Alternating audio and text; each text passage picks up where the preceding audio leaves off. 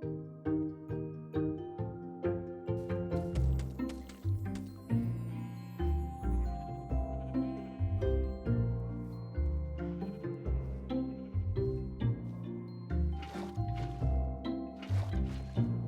hello, and welcome back to another episode of Rosey's Place 2.0. As you can see, while in between episodes, I finished the other side of the cottage, and it turned out beautifully. I am super loving it. It is also making me realize that it seems to be all animals that do that spinning thing, because these guys do it all the time. I'm not sure if I want to have less animals in here. Sometimes when they like group up, it seems like a lot and I feel like I have too many, but then like they spread out and it looks fine. It's because, it's a large area, so I don't know, we'll think about that. For the most part, we have all of the passive mobs from the game. We have cows, we have sheeps, and we have one pig that I think was hiding over here, kind of blending into the house. Yep, there he is. I think he's stuck. I don't know if I can like wiggle him out of here. Come on, guy. Come on. Actually, you know what? I have a lead. Let's bring him. You know what? He's our only pig because I haven't found another one yet. So let's keep him in what I have designated as the pig pen. You can notice that because of the mud. So here you go. This is the pig pen. You can stay here. I'm going to leave you on the lead because I keep losing you. But I made 2 larger pens, one over here and one in the back, for the cows and the sheeps. Obviously, they don't stay in those pens because I wanted a little bit more life to the build, and if I confine them, then they don't move and there's no life. So, kind of just dealing with what we got. I did put my special cow in here, and I named him Marvin, the dude that I was keeping near my house, so that when the pillagers come, I can just steal a quick bucket of milk and not have to fight a full raid. So he's a cool dude. I gave him a name, and we'll leash him up so that we don't, if we do decide to have less cows, kill him off by accident. We do technically have chickens in here. They're not wandering around because I actually am using them as a way to have these leads be part of the build. So I made this wagon, and I wanted the leads to be the ropes that you would tie up to the horses to move the wagon. Ignore the fact that, the wagon has nowhere to really go. We'll pretend that these fences open up and we can get the wagon out that way. But in order to do that, you need to tie them to mobs, and I didn't want to have huge mobs down there. So I got 2 chickens, and they're down there, and maybe we'll actually breed them up and have some chickens up here. We'll have to think about that. For now, I'm really liking the way this came out. I think it's super cute, and I'm pretty proud of it. I like the little rocks we did, the little bales of hay everywhere, and that it's a big open area that they can just wander around in. On a sadder note, we have lost a llama. The llama that I left untied did not survive. You know what? I'm not actually sure if he died or if he just despawned. It's possible that he just despawned. Because I didn't find any bits or anything, no leather or meat or whatever. So he may have just despawned. We can go out into the wilderness and find a real llama. You know what? We're gonna sleep. Anyway, yeah, so he's gone. We can go out into the wilderness to find a new llama, ones that are naturally spawning and won't despawn, and we could put them in here and then they could actually wander around, but we'll see. I mean, we could also steal one from a wandering trader because, they pop up here all the time. We'll address that at some point because I did make them 3 stalls and now I feel like it needs to have 3 llamas, but we'll come back to that. Oh, hello, sheep. I also did the interior. The Carrot Bros are going to have a little kitchen, and then they'll have a little sitting area, and 1 composter and 2 composter. They also have some drapes for their windows and their bedroom. I'm going to test out if they'll actually get to the beds. I think one of these might have to go. Probably, actually, maybe I can move this one to the inside and that would work. We'll have to play around with that if they can't find their way to the beds, because I would like them to pathfind back at night so that if they are out here, they will go back to safety and not die.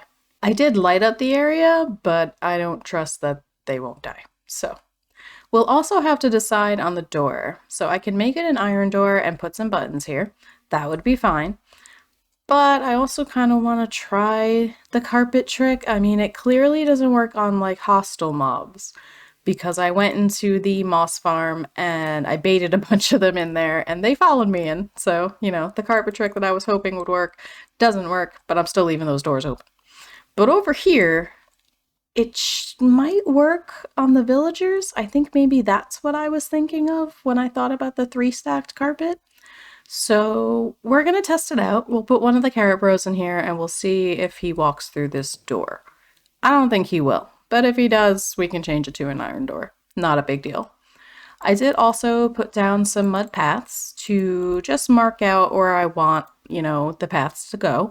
We will actually finish them off with the trees and the coarse dirt and all the extra stuff at another time.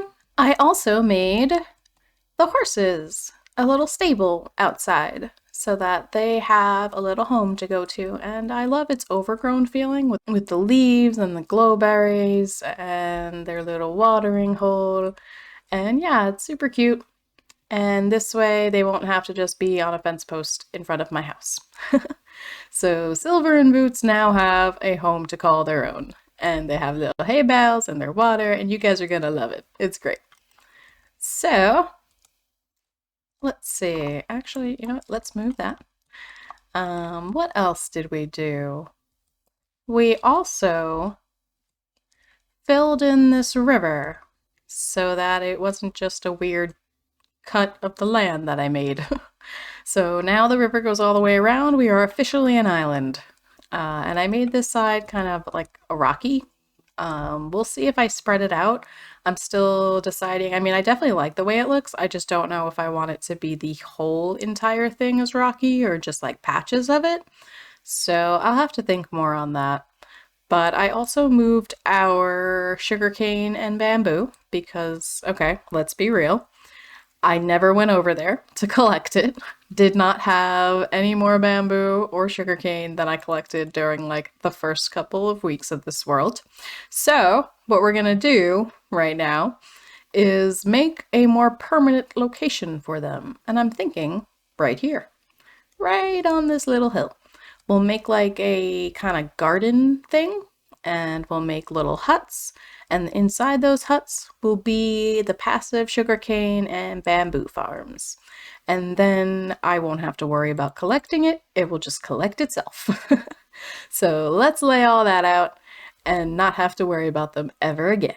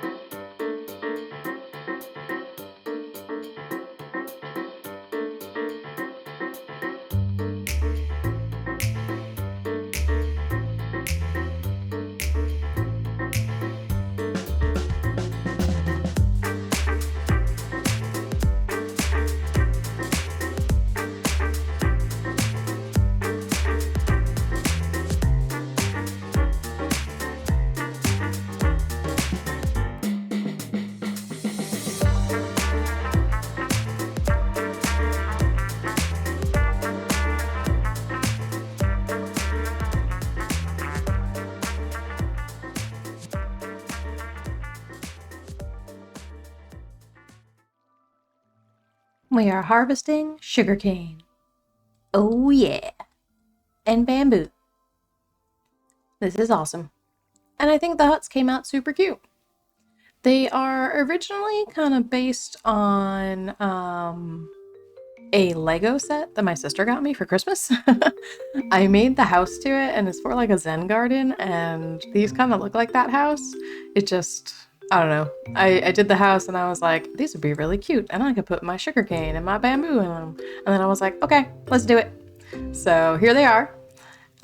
We are going to go in with the finer details, like some flowers and bushes, and I have like a fence design to go around this area and really like make it my own little Zen garden, like the Lego set it is based off of.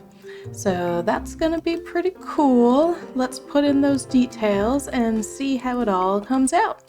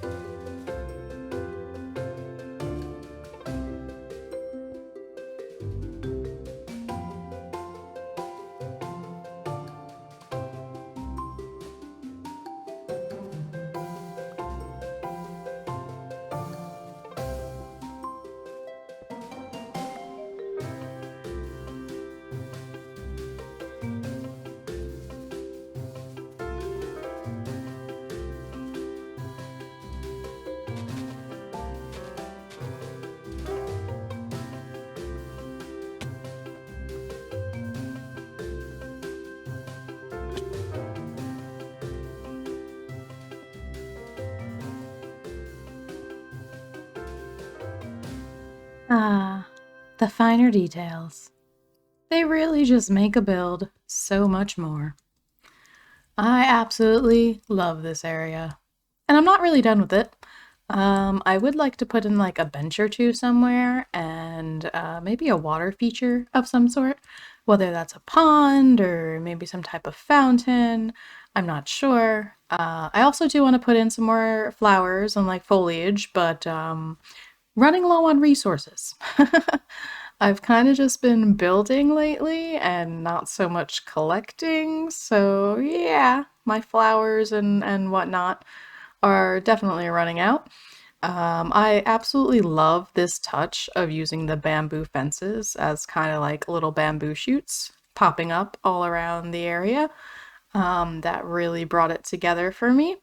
And like the bushes, and like I'm gonna leave these ones super long because I just love them hanging from the trees. Well, from the tree like this. I think it just looks absolutely awesome. And I'm in love with this fencing. I've never really made a fence like this, and yeah, I love how this came out. I love the glowberries incorporated into it. I love the dark oak.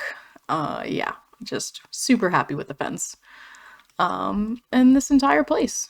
So I think this came out pretty awesome, and it has been going while I've been working. So we've been collecting sugarcane and bamboo, which is awesome because before it just kind of sat on the corner of the land over there and didn't do anything.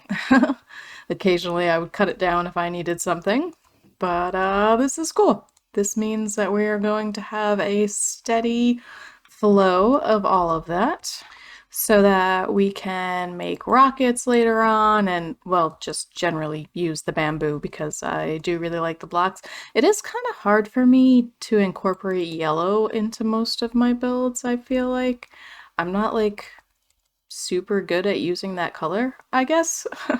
I tend to lean more towards the reds and pinks and, you know, obviously all of my houses kind of have that kind of theme to it because I just like those colors. So, but I do really like the look of the bamboo blocks, but just need to find more ways to use it. But overall, super happy with the way this little area came out and the fact that our bamboo and sugarcane will now not just be sitting there and we can be collecting it. Next time, I do have to do a little bit of prep for that. I'm gonna need to find some turtle eggs and collect many magma blocks. I have quite a few already, but I will need more. Mostly because, well, my tools are halfway down again, and the skeleton farm is kinda slow. I mean, I can heal all my tools there, but it takes quite a while. So I'd prefer a faster way. Usually in the past, I have done Enderman farm, but I figured I do want a way to have string, and I know that you can trade gold to the piglins, and I believe they give you string, and they also give you gravel, and there was something else too that I can't remember. Oh, they give you leather. They give you leather. So between those three things and the fact that I want to have a good way to heal my tools, I think next episode we are going to build a gold farm. And I have an interesting build to put around it in the nether. So we'll see how that comes out. But for now, I do hope you guys enjoyed. Let me know what you think of my little Zen garden here. Let me know if you have any ideas of anything I could include in here, and just generally how you think it came out. And I will catch you guys in the next one. And remember, keep it real.